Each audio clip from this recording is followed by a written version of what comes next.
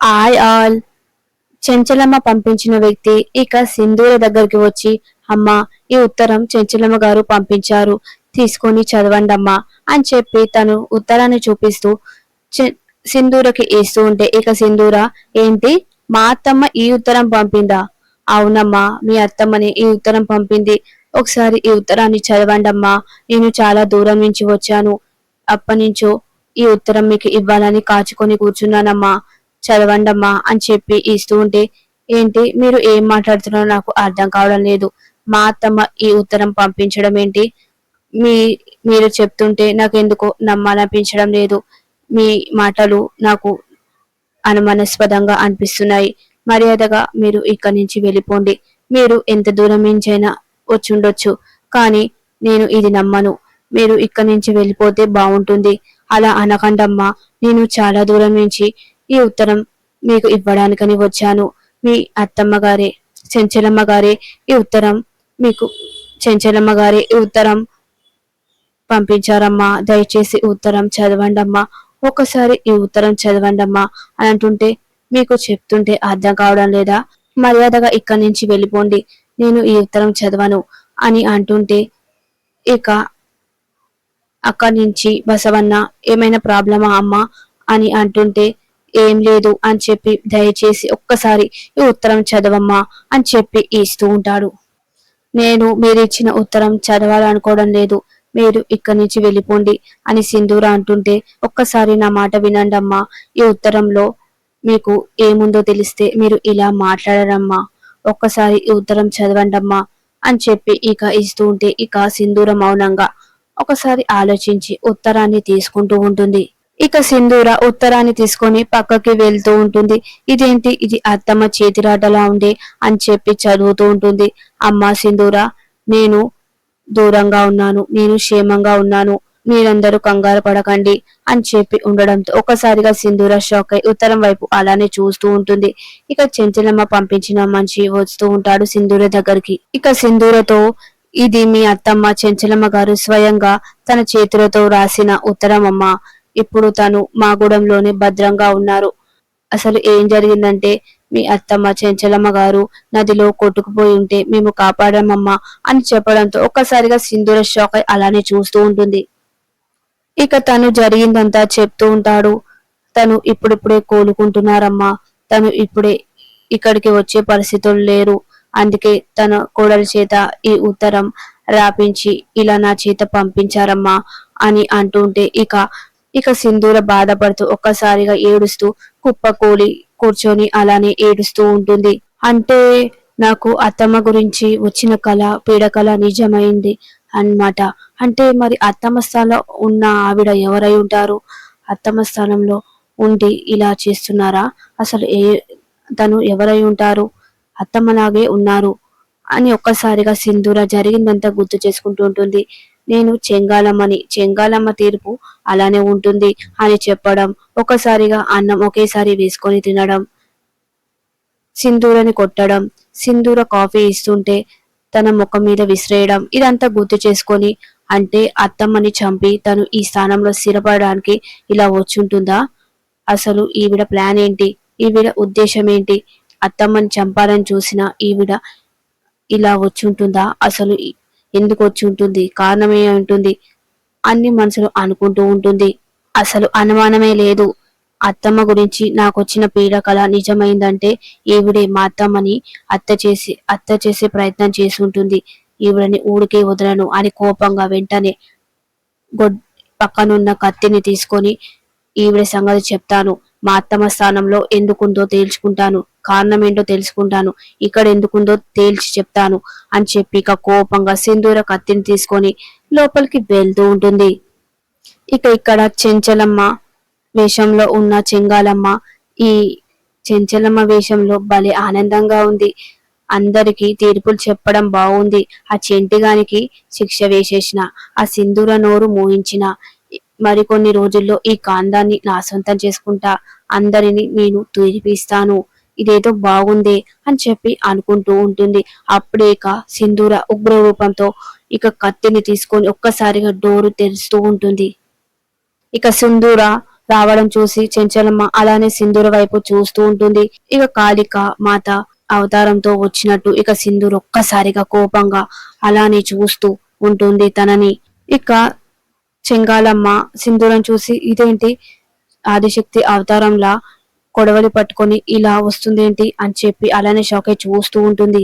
ఇక సింధూర మెల్లిగా చెంచలమ్మ దగ్గరికి వస్తూ ఉంటుంది. ఇక మెల్లిగా కోపంగా వచ్చి అలానే చూస్తూ ఉంటుంది. ఇక కొడవలితో పట్టుకొని చూస్తూ ఉంటే ఇక భయంగా చెంగాలమ్మ ఏంటి సింధూర మీ భర్తకి ఆ అనుకూలంగా తీర్పు ఇవ్వలేనని చెప్పి మీ అత్తమ్మ మీదనే కొడవలు పట్టుకొని ఇలా చంపడానికి వస్తావా? ఇదేం బాలేదు సింధూర, మీ అత్తమ్మని చంపాలని చూస్తావా అని చెప్పి అంటుంటే ఇక సింధూర కోపంగా అలానే చూస్తూ ఉంటుంది. అప్పుడే ఇక భవంతి కిటికీలోంచి చూస్తూ ఉంటుంది. ఇదేంటి సింధూర చంపాలని చూస్తుందేంటి, వదినని చంపాలని చూస్తుందంటే భర్తకి తీర్పు మంచిగా ఇవ్వలేదని ఇలా చేస్తుందా? అట్లయితే మేము సింధూరని ఎన్నో మాటలు అన్నాము, ఎంతో బాధ పెట్టాము, మమ్మల్ని కూడా అలానే చంపాలని చూస్తుందా అని చెప్పి ఇక భవతి అలానే కళ్ళు తిరిగి కింద పడిపోతూ ఉంటుంది.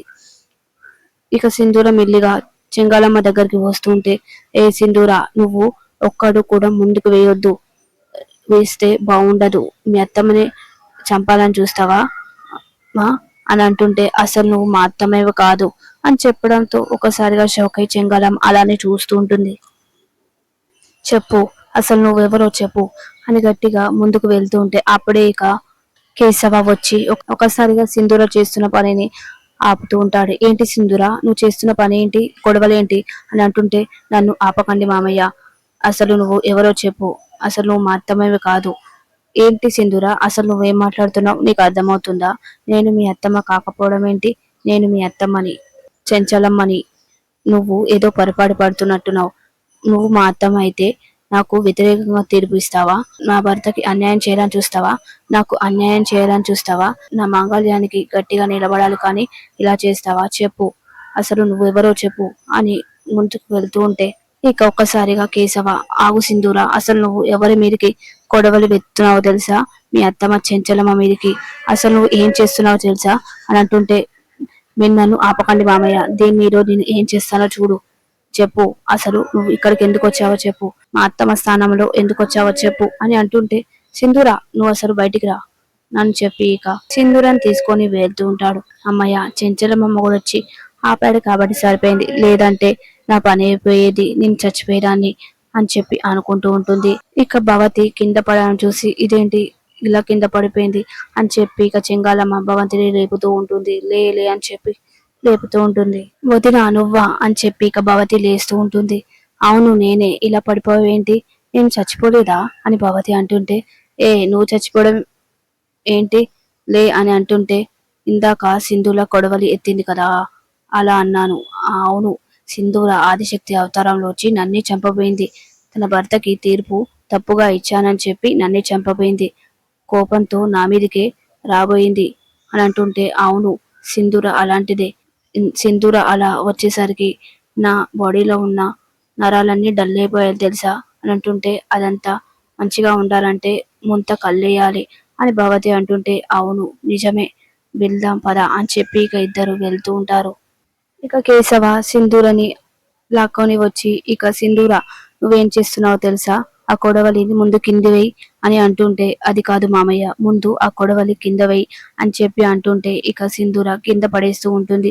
అసలు నువ్వు ఏం చేస్తున్నావో తెలుసా, మా అత్తమే మా ప్రాణం, మా అత్తమే మా దైవం అని అంటావు కదా, మరి అలాంటి అత్తమ్మ మీద నువ్వు కొడవలి ఎత్తుతావా? అసలు నువ్వు ఎంత సహనమైన మనిషివి, అలాంటిది నువ్వు కొడవలి ఎత్తడం ఏంటి అమ్మా, అసలు నువ్వు ఏం చేస్తున్నావా నీకు అర్థమవుతుందా?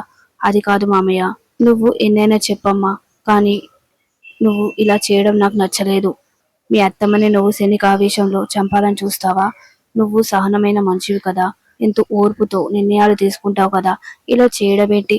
అది కాదు మామయ్య, నేను చెప్పేది ఒక్కసారి వినండి అని అంటుంటే, ఇంకేంటమ్మా, మీ అత్తమ్మ మీదే గొడవలు ఎత్తాలని చూసావు, తనని చంపాలని చూసావు, తను ఎవరు చెంచలమ్మ మీ అత్తమ్మ, ఆ విషయం కూడా మర్చిపోయావా అని అంటుంటే, తను మా అత్తమ్మే కాదు, అసలు తను చెంచలమ్మే కాదు అని చెప్పడంతో ఒక్కసారిగా కేశవ షాక్ అయి అలానే చూస్తూ ఉంటాడు.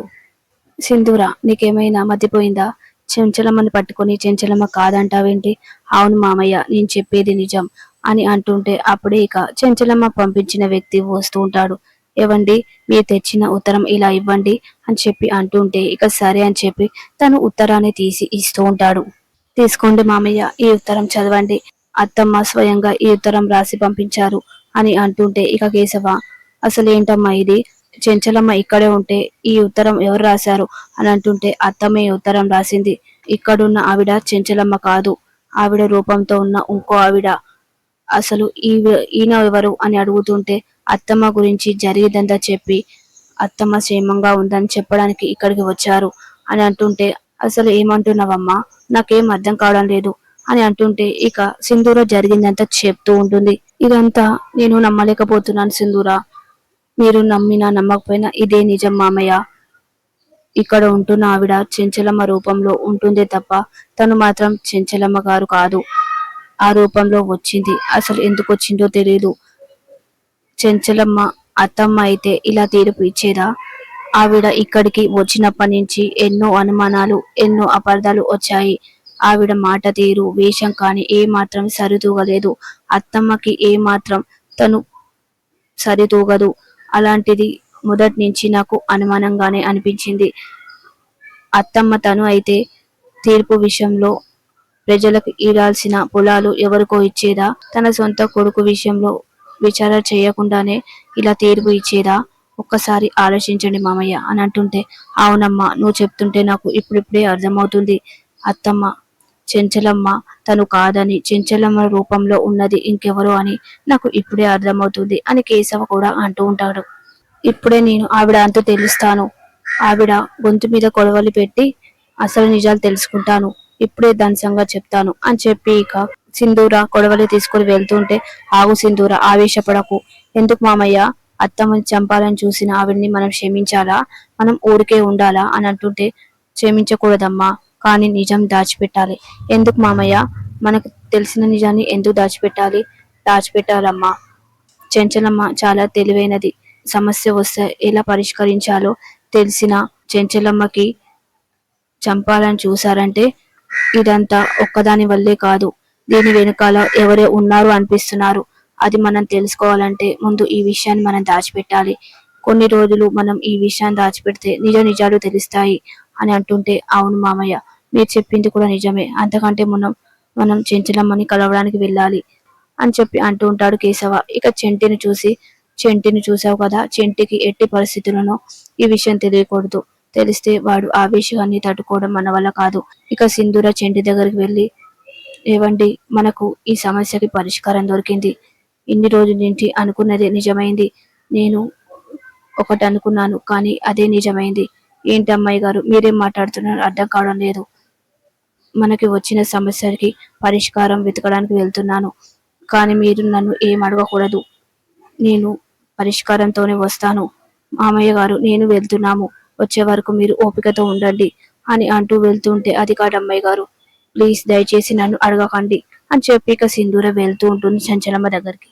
ఇక సింధూర, కేశవ, చెంచలమ్మ వ్యక్తి ముగ్గురు వెళ్తూ ఉంటారు చెంచలమ్మ దగ్గరికి. ఇక ఒకసారిగా చెంచలమ్మ దగ్గరికి రాగానే ఇక చెంచలమ్మ వ్యక్తి, అదిగోండి మీ అత్తమ్మ అని చెప్పి అంటుంటే ఇక ఒక్కసారిగా షాక్ అయి అత్తమ్మ అని చెప్పి గట్టిగా సింధూర పిలుస్తుంటే ఇక చెంచలమ్మ కూడా సింధూరాన్ని చూసి సింధూర అని చెప్పి ఇక అంటూ ఉంటుంది. ఇక సింధూర వెంటనే పరిగెత్తుకొని వచ్చి చెంచలమ్మని చేసుకుంటూ ఉంటుంది. చేసుకొని ఆనందపడుతూ ఉంటుంది. ఇక ప్రోమోలో చెంచలమ్మ, నాకేం కాలేదు, నేను క్షేమంగా ఉన్నాను అని ఇద్దరికి చెప్తూ ఉంటే, అసలు ఏమైంది చెంచలమ్మ, నీ మీద హత్య ప్రయత్నం చేయడం ఏంటి అని చెప్తూ ఉంటే ఇక చెంచలమ్మ జరిగిందంతా చెప్తూ ఉంటుంది. ఆదినారాయణ అని చెప్పి అనగానే ఇద్దరు షాక్ అయి చూస్తూ ఉంటారు. ఊరి జనం విషయంలో, చెంటి విషయంలో నేను తీర్పు ఇవ్వలేకపోయాను. తీర్పు గురించి గొడవ జరిగిందా అని అడుగుతూ ఉంటే తీర్పు వచ్చేసింది అత్తమ్మ అని అనడంతో చెంచలమ్మ షాక్ అయి చూస్తూ ఉంటుంది. ఇక సింధూర జరిగిందంతా చెప్తూ ఉంటుంది. వాళ్ళ అంతు చూడాలి, వాళ్ళిద్దరిని వదిలిపెట్టకూడదు అని చెంచలమ్మ, ఇప్పుడే మనం ఇంటికి వెళ్ళాలి అని అంటుంటే ఇక ఇద్దరు పట్టుకుంటూ ఉంటారు.